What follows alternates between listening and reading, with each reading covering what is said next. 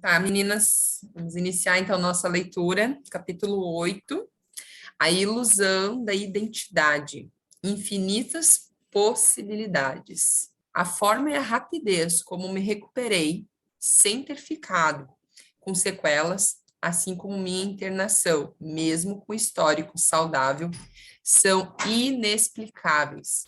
A partir do entendimento mental, porém, quando medido a sabedoria divina, me invade e percebo que recebi um presente em forma de adversidade, que me permitiu rever tudo que vinha fazendo em minha jornada, como estava me limitando para viver a partir dos meus pensamentos.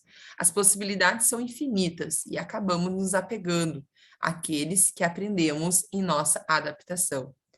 Viver a partir da identidade adaptada é limitado, no círculo da mente, guiado pela bagagem do mundo material. Nos faz ver tudo de forma distorcida. É como estar no quarto escuro,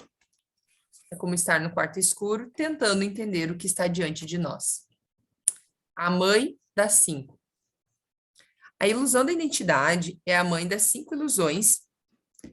A ilusão da identidade é a mãe das 5 ilusões que vimos até agora. É por causa dela que o que nos acontece nos causa sofrimento. Por causa dela que sempre queremos que as coisas aconteçam exatamente como pensamos que devem acontecer. Não queremos ser contrariados e tampouco desafiados a sair da zona de conforto. Por isso, focamos no problema e não na solução. Essa ilusão julga os outros e nos convence de que nossa situação de vida é de determinada maneira, pois alguém nos prejudicou, ou disse ou fez algo. Nos torna refém do ambiente, deixando-nos totalmente alienados aos que nos cercam, sejam por entrarmos em submissão ou isolamento. Passamos a reger a vida pelo que nós que não queremos, em vez de focar no que queremos profundamente. Como o foco da orientação é externo, fora de mim, então caio na ilusão da comparação e passo a viver em uma disputa entre dominar e ser dominado. Como o foco de orientação é externo, fora de mim, então caio na ilusão da comparação e passo a viver em uma disputa entre dominar e ser dominado. Ser superior ou inferior. Queremos o que é dos outros e cobiçar as coisas alheias é pecado. Cobiçamos, inclusive, o lugar deles neste mundo, pois esqueci que minha jornada é única. Após anos reforçando a percepção de que não tenho valor, criticando a mim mesmo e focando no negativo, passo a negar a mim mesmo com alguém digno de ser valorizado. Perdi a conexão comigo, com o meu círculo mais profundo e divino. Se o senso de valor próprio está nas coisas, ficamos em uma corrida sem fim, em busca de ter mais. O foco está no ter, e caímos na idolatria dos falsos deuses.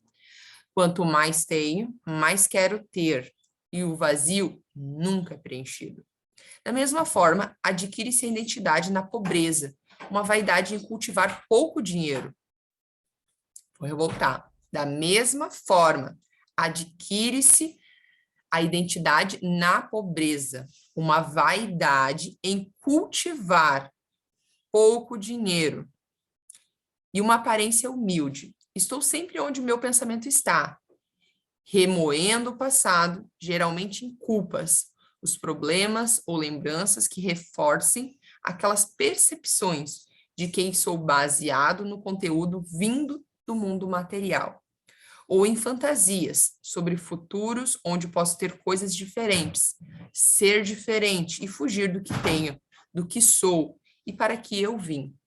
Continuo perdido no que não quero, no que não tenho, vivendo a insatisfação constante em uma fuga enquanto a vida, que acontece no eterno momento presente, se escapa.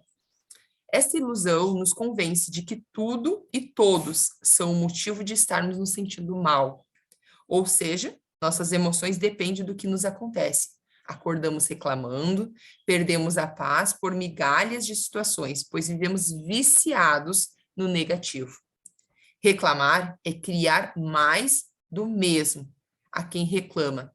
Vitimizar-se, conectar-se com o negativo a quem agradece, conecte-se com as infinitas possibilidades. Nossas emoções são portas para uma conexão genuína com nós mesmos.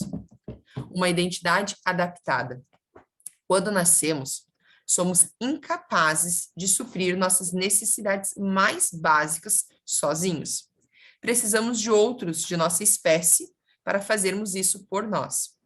À medida que vamos crescendo, somos inseridos em ambientes formados por diversas pessoas e através das inúmeras percepções sobre as experiências vividas desde o nascimento nesse sistema de adaptação.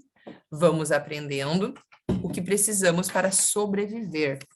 Aprendemos o que podemos desejar ou não, o que podemos pensar ou não, e até quem podemos ser ou não. A adaptação que cria identidade é um processo necessário, trazendo o exemplo das crianças que precisam ser adaptadas à escolinha, quando bebês, para que os pais possam trabalhar ou realizar outras atividades. Para isso, é dedicado um tempo, em que geralmente a mãe fica com a criança na escolinha, e dia após dia esse tempo vai diminuindo, até que a criança se sente segura no novo local. Esse mesmo processo de adaptação acontece para todas as pessoas. Atualmente, durante os primeiros 20 anos de vida, são adaptadas para sobreviver ao mundo. Um novo ambiente, a escolinha, representa um microprocesso que acontece no macroprocesso chamado tempo de existência. Quem vai continuar? Herança hereditária. Alguns estudos falam da herança hereditária, ou seja, formas de ver a si, o mundo e os outros que foram herdadas de nossos pais e antepassados. Outros estudos ressaltam a herança genética, onde falam de traços de nossa personalidade, caráter e comportamentos que vieram em nosso DNA. De qualquer modo, seja por herança hereditária, genética ou outra, o nosso foco aqui é que cada um de nós precisa conhecer o que está profundamente gravado na identidade, no círculo da mente. Os espelhos.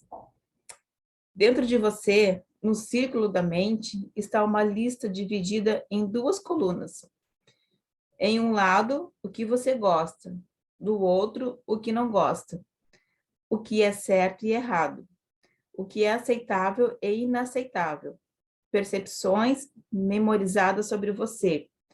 As pessoas e o mundo sempre em pares de opostos. Essa lista são os filtros pelos quais você interage com você, as pessoas e o mundo. A maioria das pessoas presas nessa ilusão tenta ver Deus a partir dessa mesma lista. A realidade é o que ela é e reflete os filtros que estão em nossa identidade. Aprendizados memorizados na percepção sobre as situações que já aconteceram conosco.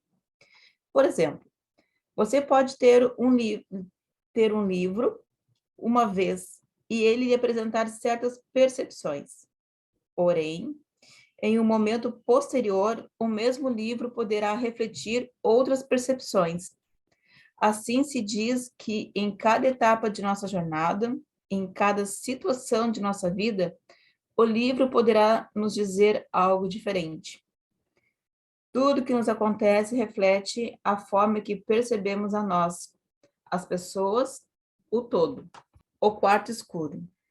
Percepções são um ponto de vista de todo, baseado em nossas memórias. Como na história que contei sobre o quarto escuro no início deste livro. Cada um de nós pode perceber uma parte do elefante. para falar sobre o que está diante de nós. Vamos utilizar as percepções que temos em nossa memória, como uma das pessoas da história que disse: a cauda era uma corda. Quando estamos no escuro, vamos julgar de forma totalmente equivocada o que está diante de nós. As sombras na caverna. A ilusão da identidade acontece quando passamos a acreditar que somos aqueles pensamentos, aquelas sombras projetadas. Na parede, nos identificamos com a percepção que temos de nós, das pessoas e do mundo, e então nos acorrentamos a essas percepções. Nos apegamos a essas percepções, passamos a defendê-las, reafirmando-as em nosso ambiente, fazendo com que as pessoas, os acontecimentos e os lugares sempre sejam um reflexo das mesmas. Como diz o ditado, opinião cada um tem a sua. Porém, até pouco tempo, acreditava-se que as pessoas de pele escura eram inferiores, mulheres eram inferiores, e assim vai. As caixas no quarto. Minha filha chegou em casa e me perguntou: pai, a atmosfera é como uma casca de laranja? Eu perguntei o motivo da pergunta e ela me respondeu que a professora explicou desta forma. Então, abri o computador e mostrei mais sobre a atmosfera. E eis que ela me responde: é bem diferente de uma casca de laranja. Em outro momento, estava planejando uma viagem com minha família para conhecer o interior do estado e visitar a cidade onde nasci. Minha filha então exclama: pai, como vamos viajar 7 horas e ainda vamos estar dentro do nosso estado? Ela disse isso, pois já tinha ido ao litoral, e do litoral atravessando para o outro estado. Ela conhecia esse caminho e estava tentando entender um novo caminho a partir do que conhecia. Ela não conhecia o restante do estado e estava tentando entendê-lo a partir de um pedaço. Falando ainda de quarto. Sua identidade adaptada é o quarto. E nele estão várias caixas onde cabem as coisas, as informações que você recebe no dia a dia. As crenças são como caixas, e cada caixa tem um determinado tamanho. Imagine uma caixa de perfume. O que cabe dentro dela? Se quiser colocar mais coisas, precisa de uma caixa maior, correto? Então, pegue uma caixa de sapato. O que cabe dentro dela? Assim são as crenças. Elas sempre estão nos limitando. Por isso que, quando alguém lhe fala algo, o que é dito não cabe em suas caixas. Você ignora. Esse é o efeito dos filtros. Tudo que é desconhecido, a mente vai querer tornar conhecido, forçando a entrar nas caixas. Às vezes, com muito acompanhamento profissional, você consegue desculpa. Você consegue trocar uma caixa pequena por um pouco maior. Porém, quando vier alguém lhe dizendo novamente algo que não caiba nessa nova caixa, novamente você vai tentar diminuir, amassando, distorcendo o que lhe é dito ou então descartando. Viver tentando como orientação principal o círculo da mente e seu conteúdo no mundo material. É viver em escassez.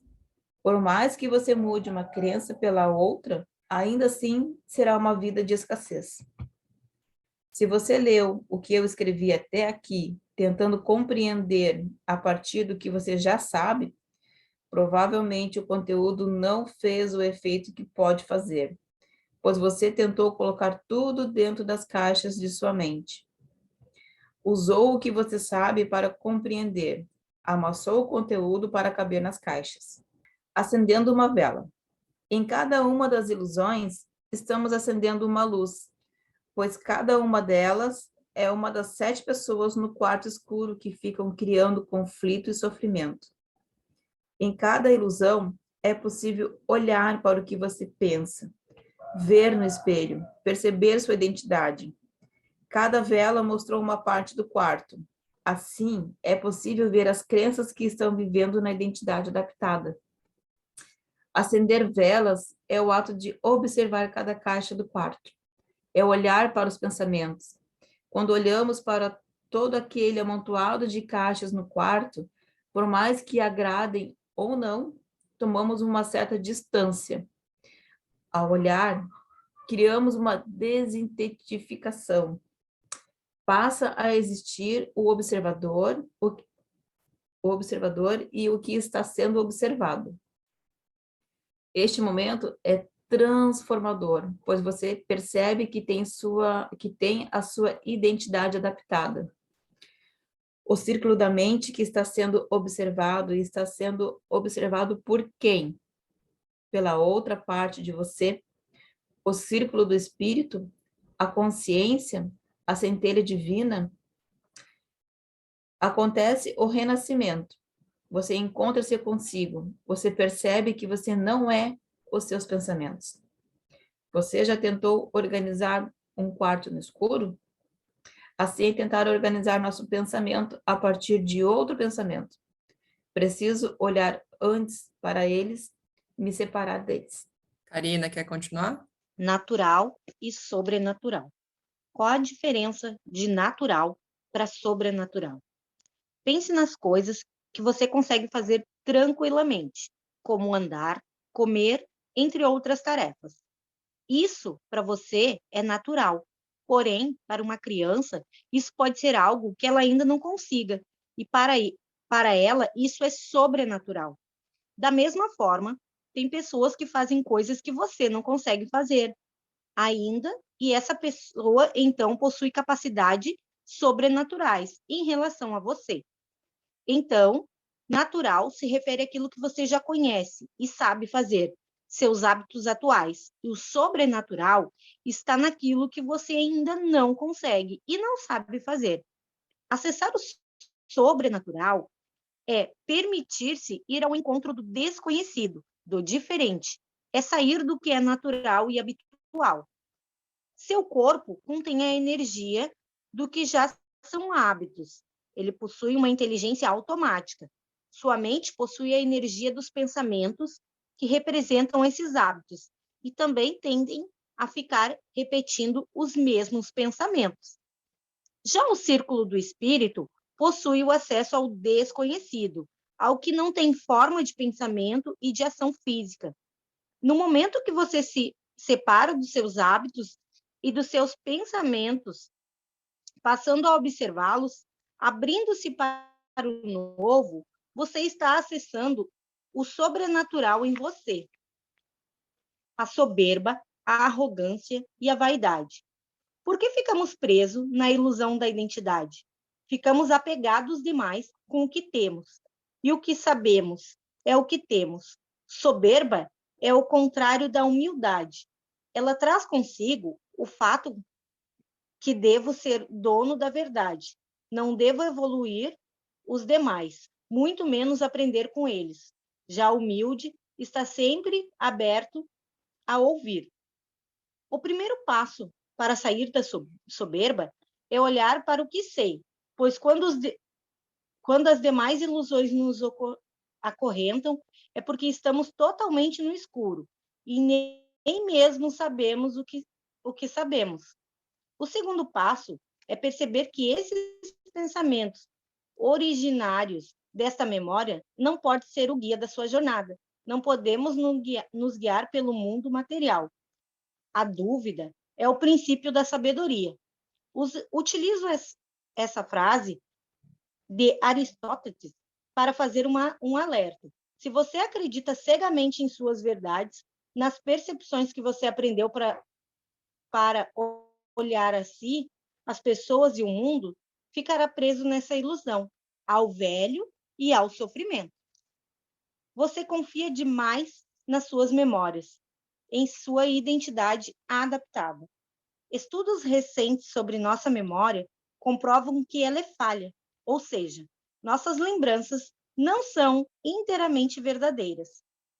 Para lembrar de forma lógica, nosso cérebro preenche os espaços vazios das memórias antigas com memórias recentes. Esses processos de lembrança das memórias mostram o quanto elas podem ser flexíveis. Alguns cientistas decidiram inventar falsos crimes e tentar plantá-los na mente de alguns voluntários para o estudo. Esse artigo você encontra para baixar gratuitamente no Google, Construing False Memory of Crime. Os resultados são bizarros, pois 70% dos participantes acreditaram que tinham cometido um crime totalmente inventado pelos cientistas. E ainda vai além, pois muitos deles contavam com detalhes, memórias totalmente falsas, contando minuciosamente episódios envolvidos com um crime imaginário. Como os cientistas conseguiram isso? Realizando entrevistas repletas de perguntas sugestivas, ou seja, sugerindo a culpa. Eles geraram, mesmo memórias traumáticas, como as de um estupro, não são armazenadas nos mínimos detalhes. Elas costumam focar em sensações específicas ou informações específicas. E algo como o rosto do estrupador mostra a importância dos policiais não influenciarem em nada na escolha da vítima sobre quem é o suspeito, pois uma sugestão como desconfiamos deste ou mostrar foto de algum do suspeito pode implantar falsas memórias na cabeça traumatizada da vítima. Para vocês terem ideia, depois do exame de DNA, centenas de pessoas foram soltas por serem inocentes nos Estados Unidos. E em mais de 70% delas tinha sido acusada via reconhecimento de suspeito. Mas não são apenas as nossas memórias sobre crimes que podem ser passivelmente de contaminação. Memórias sobre quem somos hoje e de onde viemos referem à nossa história pessoal, nossa identidade adaptada. Também podem. No estudo mencionado, tem Out Offer Reporter Experiência, cientistas entrevistaram adolescentes aos 14 anos e décadas depois fizeram uma nova entrevista e pediram para que relembrassem sua adolescência. Pediram a descrição de características relacionadas à relação com os pais, as crenças sobre religião e sexo, além das atividades que gostavam. Comparando as respostas com as respostas antigas, observam que todos os participantes tinham memórias pobres referentes à adolescência e que a maioria das memórias eram tão precisas quanto chutes. Mas aí vocês podem perguntar: por que temos um sistema de memória tão falho e passível de erro, indigno de confiança? Na verdade, quando deixamos nossa mente viajando, divagando entre pensamentos, ela constantemente alterna entre lembrar e imaginar, ou seja, ela lembra uma parte e inventa outra parte, que esqueceu ou não gravou, funcionando mais ou menos como uma máquina do tempo, ou seja, o mesmo maquinário que se reúne as peças para lembrar o passado, pode pegar essas peças e juntar com outras, simular o futuro. Um dia estávamos conversando sobre pensamentos suicidas e como eles são fortes em algumas pessoas, levando-as a provocar a própria morte. Pessoas necessitam de remédios extremamente fortes e, dependendo da intensidade dos pensamentos, um acompanhamento profissional. Trazendo isso para nosso estudo, convido o leitor a olhar para os pensamentos como criaturas vivas. Cada pensamento é uma criatura dentro do círculo da mente. É um tipo de energia habitando na alma. Assim como uma pessoa, as criaturas em nossa mente somente se mantêm conosco, pois nos relacionamos com elas. Pense nas pessoas que você tem ao seu redor. Elas estão, pois você de alguma forma se relaciona com elas. Dá espaço no seu dia a dia para elas. O mesmo acontece para aquelas pessoas que deixam de conviver conosco. Isso acontece pois deixamos de alimentar nosso relacionamento com elas. Talvez você não tenha pensamentos suicidas, mas será que não existe um torturador dentro de você? criticando e fazendo você se sentir cansado e incapaz. Um torturador que diz coisas a você que não seria dito ao seu melhor amigo, pois se assim o fizesse, poderia magoá-lo profundamente. Cada criatura, pensamento, cresceu, pois encontrou em você relacionamento. E com esse relacionamento foi se alimentando de sua energia, crescendo e ocupando mais e mais espaço em sua alma. Não se iluda. Se um pensamento está persistindo em se repetir, é porque ele está encontrando permissão de se relacionar com você através da conquista de sua atenção. Onde você foca sua atenção, ali tende a se expandir. A atenção. A desidentificação, ou seja, quando nos separamos de nosso pensamento, nos permite acessar e atuar a partir do círculo do espírito. A partir disso, ativamos nosso centro de força, o qual nos liberta para escolher onde focar nossa atenção. Imagine você em uma viagem de carro, passam por você diversos veículos.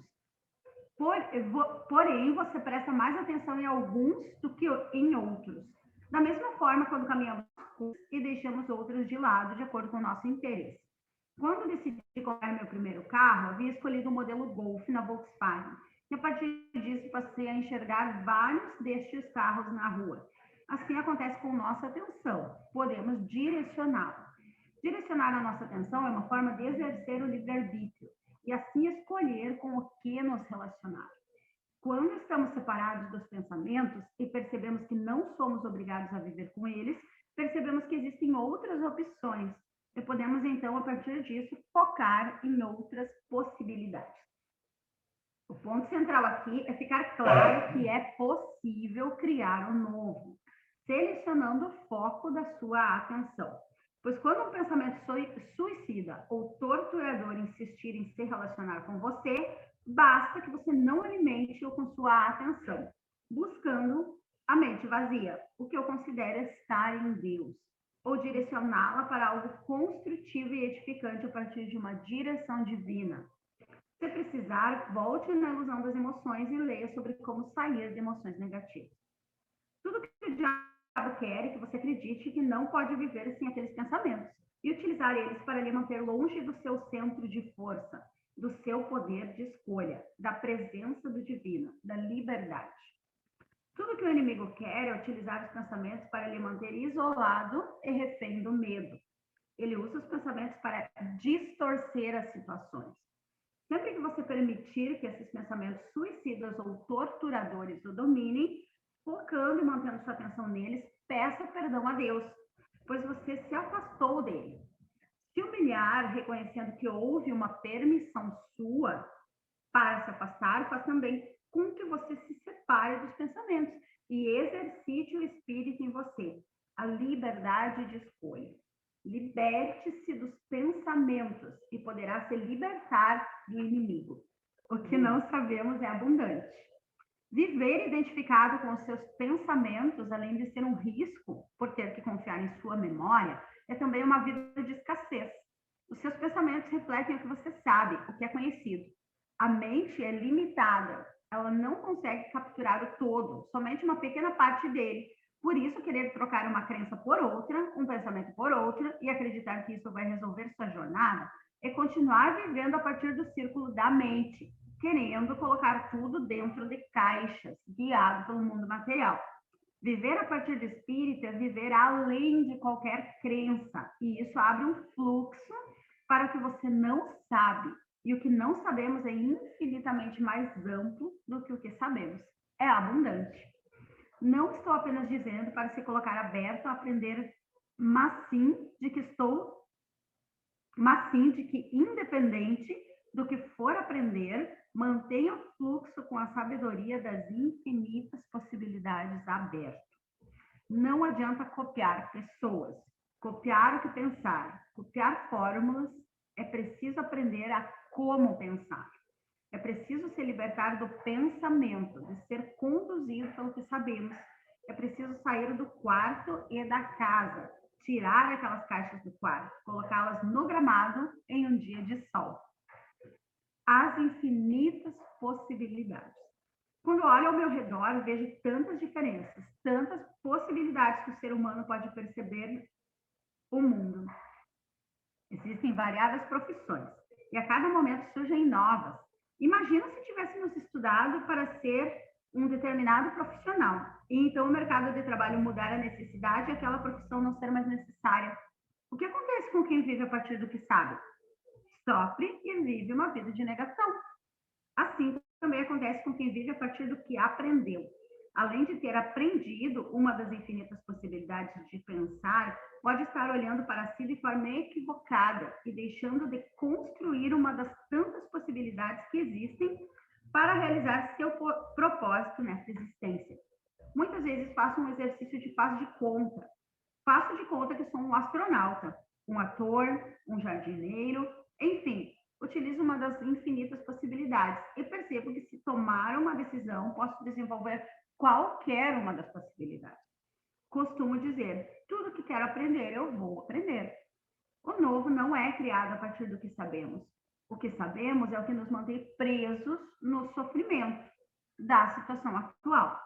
E também não é criado aprendendo algo novo, mas sim de viver em constante abertura ao que não sabemos. As infinitas possibilidades é viver a partir da centelha divina em nós. Os detalhes eu entrego para as infinitas possibilidades. Se estou o tempo todo querendo fazer algo, como irei dar espaço para que o universo faça parte dele? Uma das formas que utilizo a sabedoria das infinitas possibilidades é nos meus planejamentos. Eu monto meu planejamento com objetivo, ou seja, com a intenção do que quero e de acordo com o que estou percebendo, com a quantidade de clareza que tenho sobre os passos para alcançar aquele objetivo. Defino o como vou fazer.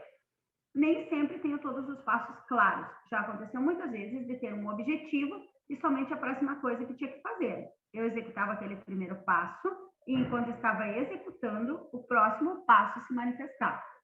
As infinitas possibilidades chegavam até mim de maneiras que eu não poderia prever se estivesse tentando agir a partir do que eu sabia. Já fui uma pessoa que tinha todos os horários programados do meu dia, da minha semana e do meu mês. Eu era muito eficiente, fazia muitas coisas, porém somente mais do mesmo. Planejar é importante, mas quando queremos prever todos os detalhes, além de estar utilizando um comportamento controlador, podemos impedir que a abundância do universo nos alcance. Quanto mais eu permitir que as infinitas possibilidades se apresentassem, mais eu venho sendo surpreendido com novas possibilidades de solução. Às vezes sou iludido com uma clareza ampla, já no planejamento inicial. Porém, aprendi que se não tenho todas as informações, eu inicio com o que tenho e mantenho o fluxo aberto. Dia após dia, o que eu preciso começa a se manifestar e o como, o passo a passo, vai se construir. O Criador em mim, o círculo do Espírito, acessa uma inteligência muito maior do que a mente. Ele acessa a sabedoria do novo. Criar o novo é viver a partir das infinitas possibilidades. Perguntas para libertar. Você está deixando espaço para seu espírito atuar? Já percebeu hoje as infinitas possibilidades? Muitos temas. Quem quer começar a compartilhar? Eu gostaria de compartilhar, Daiane, sobre um livro que eu estou lendo também, e aí fala muito sobre essa questão da mente, né? Do quanto ela é uma grande ferramenta que nós temos a nosso favor ou contra nós, né? E a parte fala bem assim, ó. Cada pensamento que você tem, ou cada palavra que fala, está recebendo resposta. E o ponto do poder está neste instante. Os pensamentos que você está tendo e as palavras que está dizendo neste momento estão criando o seu futuro, né? Enquanto então, o quanto a gente tem responsabilidade acerca do que a gente pensa e do que a gente fala, né? É primordial, assim, é indispensável, né? Cuidar muito dessa questão do pensamento, porque fala assim também que a mente é uma ferramenta que você pode usar de maneira que tu quiser, ou seja, ao teu favor ou contra ti, né? O quanto a gente precisa ter um cuidado imenso em relação a isso, né? A gente precisa vigiar o tempo todo, na verdade, né? Pelo menos eu penso assim. Porque os pensamentos que a gente tem, que a gente escolhe, eles vão criar as experiências que a gente tem agora. E provavelmente as futuras também. Exato, exatamente isso, Liz, tá corretíssima. Cada pensamento é uma criatura, como é falado aqui no livro, né? Então, se a gente continua se relacionando com essa criatura, ela vai pegando espaço, ela vai crescendo. Então, sim, é necessário, sim, exercer o livre-arbítrio e cuidar dos nossos pensamentos, escolher o que a gente vai pensar, o que a gente vai alimentar, o que a gente não vai alimentar. Tem uma parte ali que explica bem sobre esse relacionamento, sobre os nossos próprios pensamentos, que fala que é como uma amizade. Se tu parar de alimentar ela, vai se distanciando, distanciando, distanciando, distanciando, até que não tenha nenhum relacionamento, né? Então, com os pensamentos é a mesma coisa, né? Se tu quiser matar um pensamento, simplesmente o ignore, né? Não tenha nenhum contato, não dê atenção para aquele pensamento e ele vai morrer. Mas se tu quiser ampliar ele, continue pensando sobre aquilo. Então, se a gente usar, como a Lizzie falou ali, né? Tanto pro bom como pro ruim, os pensamentos. Porque a gente tem metas às vezes, né? Ah, tinha um sonho de fazer tal coisa. Se tu ficar alimentando aquele sonho, né? Alimentando, imaginando, criando, pensando sobre aquilo, aquilo vai acontecer. Só que o que acontece muitas vezes? A gente não alimenta o sonho, o pensamento, né? A gente não fica alimentando assim, nossa, já pensou eu lá fazendo tal coisa. Tu não fica ali sentindo, emotizando aquilo, imaginando, né? Nossa, quando, né? E aí não acontece. E a mesma coisa, às vezes a gente fica projetando, imaginando coisas futuras que podem vir a acontecer, né? Ah, já pensou se acontecer isso aqui em casa, se, né, no meu relacionamento, né, no meu trabalho, ele fica projetando às vezes coisas ruins. Se não quer que aconteça, não alimenta isso, né? Então a gente pode usar ao nosso favor os pensamentos, né? Para que a gente realize sonhos, metas, projetos, né? Pensando naquilo. Tem uma escritura que fala sobre pensamentos, várias, na verdade, falam, né? Muitas escrituras, mas tem uma que diz que a gente é aquilo que mais pensa. Então, quando a gente compreende isso, muita coisa muda na nossa vida, né? Eu gostei aqui também, né, aquela parte que fala, assim, sobre a soberba, a arrogância e a vaidade. E aí, em seguida, vem você confia demais nas memórias, né? Então, aquilo que se fala que a nossa verdade, ela não é absoluta, né? Porque talvez o que eu memorizei não foi o que de fato aconteceu, ou o que eu lembro, né, não foi o que de fato aconteceu. Então, a gente tem que ser, né, humilde para ouvir as pessoas, para entender o lado da outra pessoa, porque muitas vezes a gente quer ter a razão em todas as coisas e não foi daquela forma, né? A minha memória, ela pode me sabotar, né? Eu posso ter memorizado coisas ou estar juntando outros fatos e querer que aquilo seja a minha verdade e enfiar água lá abaixo. E aí ele também trouxe ali a questão das caixas, né? Do expandir a nossa mente. Eu tinha uma mente, acho que até uma caixa de fósforo era maior do que o meu, do que eu tinha antes, né? E aos poucos eu fui aumentando e expandindo e tendo que trocar de caixa e tendo que trocar de... Aí, né, da caixinha que eu tinha, fui para de fósforo, da de fósforo eu fui para outra de fósforo que era um pouquinho maior para depois e para uma de remédio para depois, sabe? E ainda estou, né, nessa expansão da minha mente, adquirindo conhecimento, buscando, né, me transformar em uma pessoa melhor, em ser melhor do que ontem, né? Hoje ser melhor do que eu fui ontem, amanhã vou ser melhor do que fui hoje, sempre procurando a minha melhor versão, mas não para competir com ninguém, para ser melhor que ninguém, mas ser melhor para mim, né? Melhor do que eu, para que eu possa contribuir, né, com a sociedade, com a minha família, com as pessoas à minha volta, para que eu possa passar, né, o que eu tenho aprendido para as outras pessoas, porque a gente também não pode querer ter todo o conhecimento para si, não é só eu que sei, a fulaninho não precisa saber, não, né, a gente está aqui, a gente aprende junto, a gente precisa compartilhar para que outras pessoas também quebrem, né, crenças, limites, né, essas coisas que vão limitando a gente de se tornar uma pessoa melhor, né? Quem me conhece há bastante tempo sabe que a Karina de hoje não é a Karina de alguns anos atrás, né? Uma vez a Dai falou, né, que eu preciso me reapresentar para algumas pessoas, porque eu já não sou mais a mesma pessoa, né? Eu sou outra pessoa, e quem convive comigo hoje não conheceu a Karina lá de trás, né? Então, a gente precisa, sim, né, quebrar a vaidade de querer, sim, se reinventar, de querer aumentar o nosso conhecimento, de nos tornarmos pessoas melhores, e a gente precisa das outras pessoas. Eu sempre falo isso para os meus filhos. Quem conhece a mais velha sabe que ela tem um temperamento extremamente forte, e hoje a gente já tem conseguido trabalhar mais a mente dela, mas a verdade dela era absoluta, né? A verdade dela era que prevalecia, ela achava que ela não precisava de pessoas.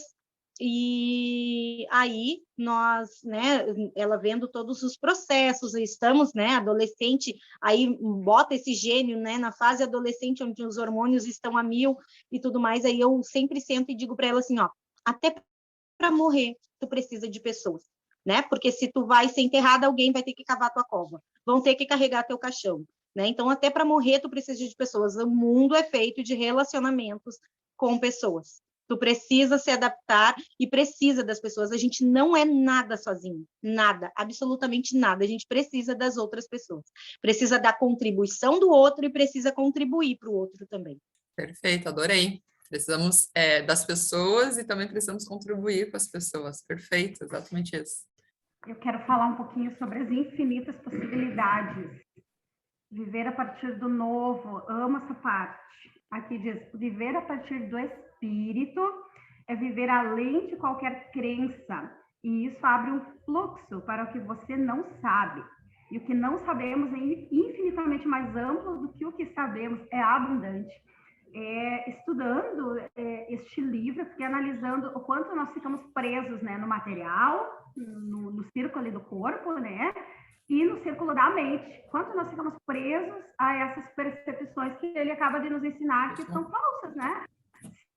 Consegue inventar memórias, imagina o que acontece conosco se ficamos presos aos pensamentos. Quanto julgamento equivocado, quanto rancor que a gente pode estar levando vida fora de coisas que nem aconteceram, ou que aconteceram parcialmente. E eu estava aqui falando com a mãe, que está aqui presencialmente hoje comigo, o quanto de dor a gente pode estar acrescentando e sofrimento que a gente pode estar acrescentando por viver preso nesse mundo, nessas caixas, né, de sofrimentos. Né? Por exemplo, pegamos uma situação traumática, uma situação dolorosa, mas quanta carga de dor nós colocamos em cima e vamos arrastando vida fora, porque estamos presos ali, presos naquele pensamento, presos naquela crença, criando mais do mesmo, né? Criando mais memórias daquela mesma situação. Então, para mim, foi libertador compreender que, na verdade, toda essa sabedoria ela tem que vir do espírito, o círculo do espírito que a gente estudou lá no início, né? Que é de, na verdade, ele vai trazer o fluxo para que todos funcionem perfeitamente, né? Não é só o círculo que deve agir, mas ele é além dos outros, é essa minha compreensão. E daí aqui ele diz, né, o novo não é criado a partir do que sabemos. O que sabemos é o que nos mantém presos no sofrimento da situação atual. Então, muitas vezes, a gente fica totalmente preso ali no que a gente sabe, no que, mas é isso, e brigando por opinião e guerreando pelo pedacinho que a gente sabe, que a gente acha que, né, entende, que domina, pelo pedacinho de verdade ou de realidade ao qual a gente se agarra. Mas o que ele ensina é que isso é ficar preso no sofrimento. Aí também não é criado, no caso novo, aprendendo algo novo, mas sim de viver em constante abertura ao que não sabemos, as infinitas possibilidades. É viver a partir da centelha divina em nós. E eu lembro claramente de quando eu me permiti alinhar a minha vida, os meus propósitos, com os propósitos de Deus para mim.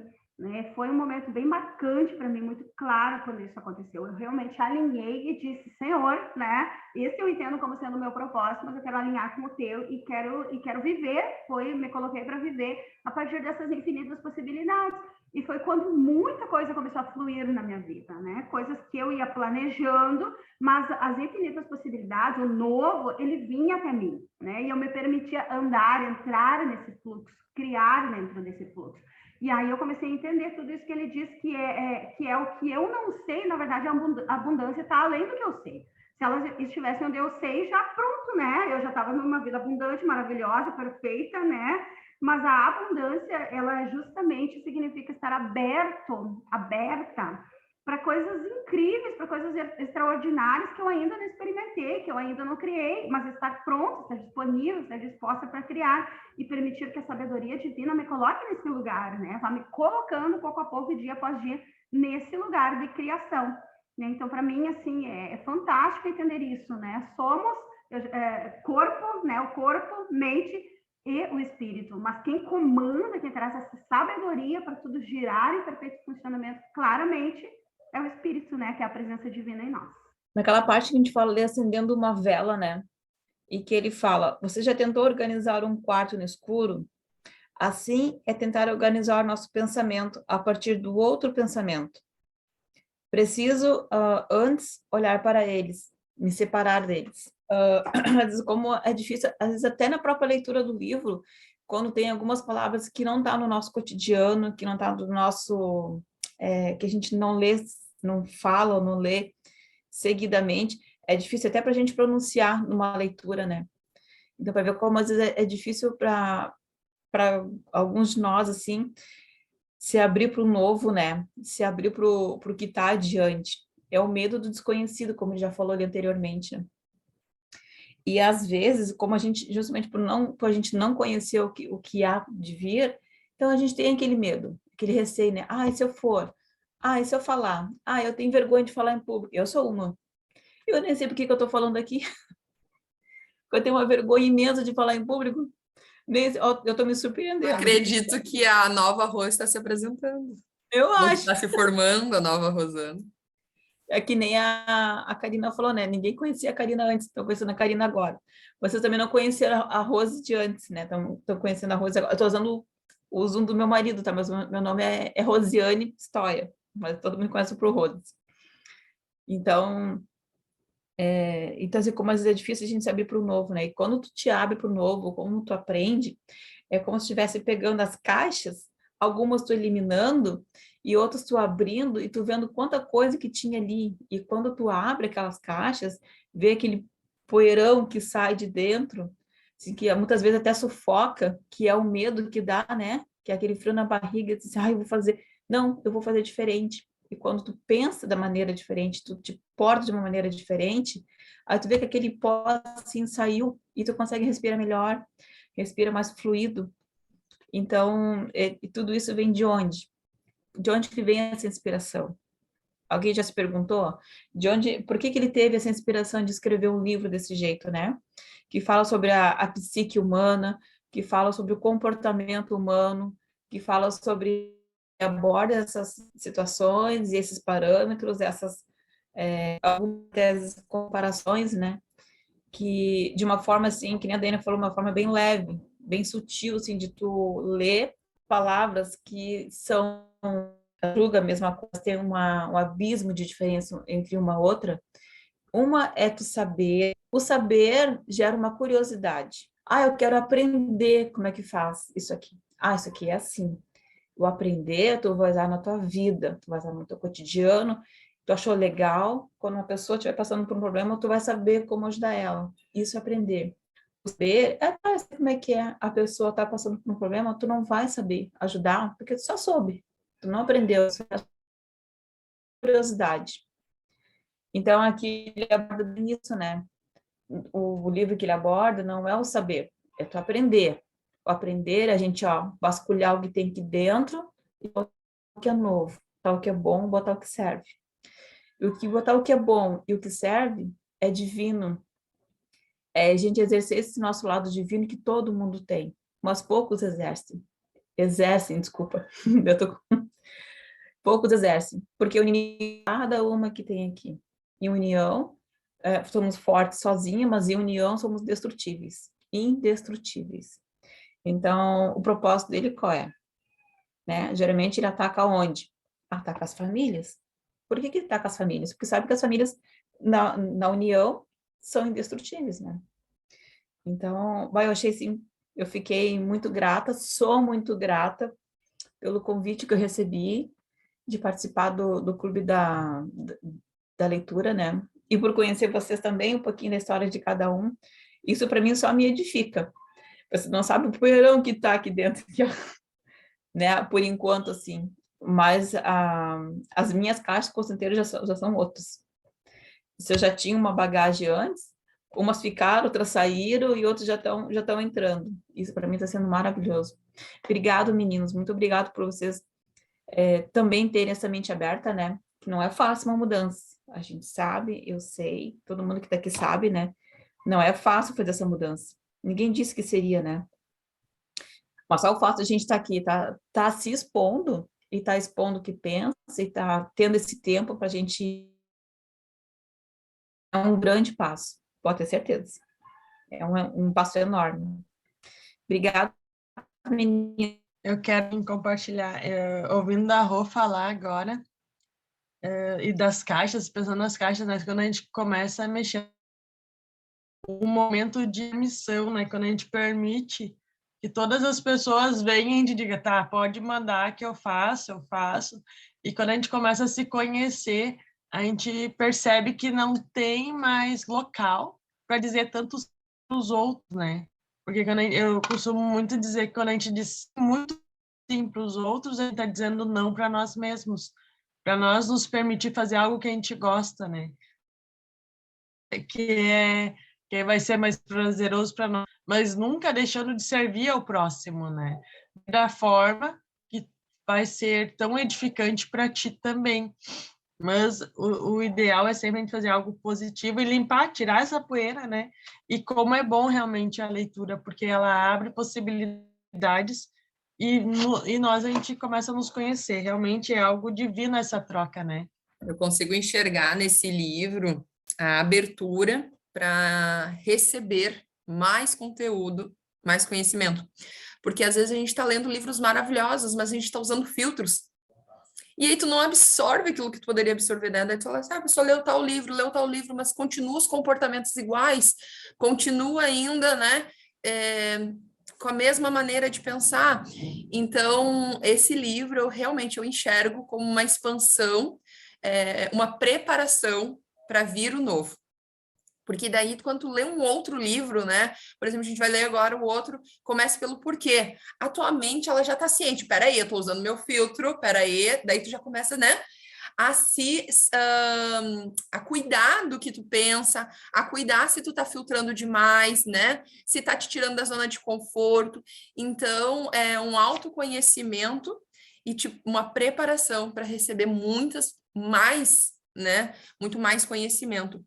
Então, realmente, esse clube ele foi diferente, né? Está sendo diferente, são 10 dias só, mas é uma preparação para receber mais e mais e mais, né? Esse aqui não é o fim, né? A gente tem muito ainda que aprender, muito mesmo, né? Nossa jornada aqui na Terra, a gente tem muito que aprender.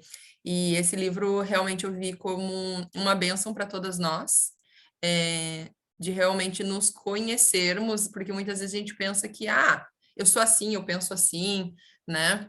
Ou não, isso está errado, e aí a gente está na nossa verdade, né? Ali no limitado, negando o ilimitado, né?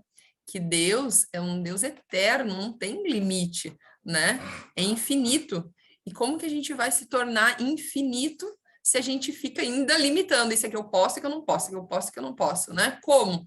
Né? A gente precisa se preparar para esse infinito. E a gente está num período de preparação, né? Quando a gente entende isso, a gente percebe, né, que quanto mais a gente estuda, mais a gente não sabe nada, né? Quanto mais a gente precisa aprender, né?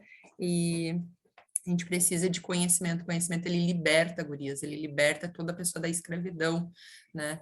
Muitas vezes a gente pensa assim, eu não sou escrava. Será que a gente ainda não está sendo escravas, né, dos nossos pensamentos, escravas das nossas emoções? Quantas pessoas hoje em dia, se tu conversar com 10 pessoas, tu vai ver que dentro das 10 pessoas, assim, uma grande parte, sem exagerar, 70%, 80%, são escravas das emoções. Hoje eu não tô me sentindo bem, eu tô triste, daí a pessoa se fecha naquele mundo dela, e aí não consegue dominar sua própria emoção. Daí vem os pânicos, vem um monte de outras emoções incontroláveis, porque a pessoa está escrava daquilo, ela não consegue dominar. Então, quando a gente é escravo, é porque eu não tenho domínio sobre os meus pensamentos, eu não tenho domínio sobre do que eu sinto, imagina. E isso, hoje em dia, é uma grande realidade de muitas pessoas, né? Então, esse livro, realmente, ele vai fazer cada vez mais a gente se libertar. Eu acredito muito que pessoas transformadas transformam pessoas. Então, primeiro, eu preciso me transformar. Se eu quiser ajudar outras pessoas a se transformar, né? Então, é natural. Pessoas convertidas convertem pessoas transformadas transformam pessoas positivas influenciam mais pessoas positivas, né? Então, é nisso que eu acredito e que é o que a gente precisa. Eu vejo que a gente tem bastante trabalho, né? Sobre esse libertar as pessoas da escravidão. Inclusive nós, nossa família, principalmente, né? Libertando todos à nossa volta. Gurias, foi maravilhoso estar com vocês. Um beijo.